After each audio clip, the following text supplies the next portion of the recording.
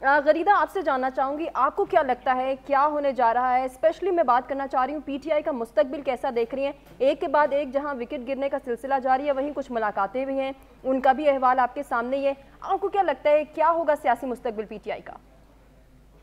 देखिए, पाकिस्तान में तहरीक इंसाफ का मुस्तकबिल तो इस वक्त सियासी मुस्तकबिल तो इस वक्त खत्म हो चुका है, क्योंकि साबिक वज़ीर-ए-आज़म इमरान खान साहब ने जिस तरह से 9 मई के वाक़यात के हवाले से पिछले 1 साल का तसलसल था कि उस तसलसल में उन्होंने ना सिर्फ बयान दिए बल्कि उन्होंने इस किस्म की चीजें प्रोपेगेट भी की कि जिन्होंने उनके कारकुनान को मुश्तैल किया।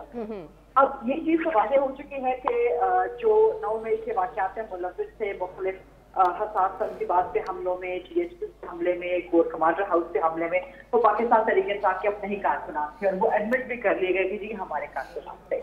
अब जिस तरह से बड़े बड़े लोग छोड़ के जा रहे हैं, आज असद कैसर, परवेज खटक ने भी जमात छोड़ने का ऐलान कर दिया है, तो पाकिस्तान तहरीक इंसाफ का एक एक्सल कोई सियासी मुस्तकबिल नजर नहीं आ रहा किसी भी सूरत, क्योंकि इलेक्शन अभी आप देखें सितंबर, अक्टूबर, नवंबर में इलेक्शन होने और पाकिस्तान तरीके से आपने हमेशा इलेक्टेबल्स की सियासत की है।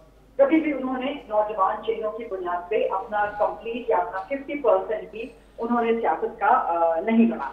तो ये सेफली कहा जा सकता है कि ये कहना कि जी वोट सिर्फ एक शख्सियत का है और वो शख्सियत जिसको भी टिकट दे देगी तो वो जीत जाएगा, ऐसा नहीं होता।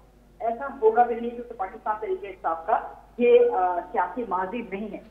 पाकिस्तान तरीके इंसाफ ने जितनी भी सीटें हासिल की 2013 में, चाहे जितनी भी की 2018 में लैंडस्लाइड विक्ट्री जो है अपैरेंटली थी, जो कि कंट्रोवर्शियल है, इन सब चीजों को सामने रखते हुए पीटीआई ने हमेशा इलेक्टेबल्स की सियासत की है, यानी कि जितने भी बड़े लोग हैं उनकी सियासत की है पाकिस्तान तरीके इंसाफ ने।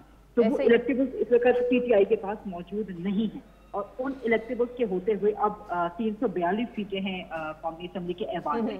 तो 342 की तमाम सीटों पे कोई एक शख्सियत जो इलेक्शन नहीं लड़ेंगे ना, आपको लोग चाहिए हैं जो कि वो सीटें जीत के आप कम से कम हुकूमत बनाने की पोजीशन में आ जाए। तो अगर कोई ये समझता है कि वो फ्रेश चेहरों को लेके आ जाएगा या वो नॉन इलेक्टेबल्स को लेके आ जाएगा, हुकूमत बनाने में कामयाब हो जाएगा, तो ये नामुमकिन में से है, ये दीवाने का ख्वाब हो सकता है। तो फिलहाल तो पाकिस्तान तहरीक इंसाफ का कोई भी सियासी मुस्तकबिल नजर नहीं आता। ठीक हो गया, पाकिस्तान तहरीक इंसाफ का आपको सियासी मुस्तकबिल नजर नहीं आ रहा। अगर एक वक्त को हम सिर्फ शाह महमूद कुरैशी को डिस्कस करें, उनका सियासी स्टांस कैसा आप देखती हैं? क्या वो इतने अहल हैं कि वो पार्टी क़यादत संभाल सके?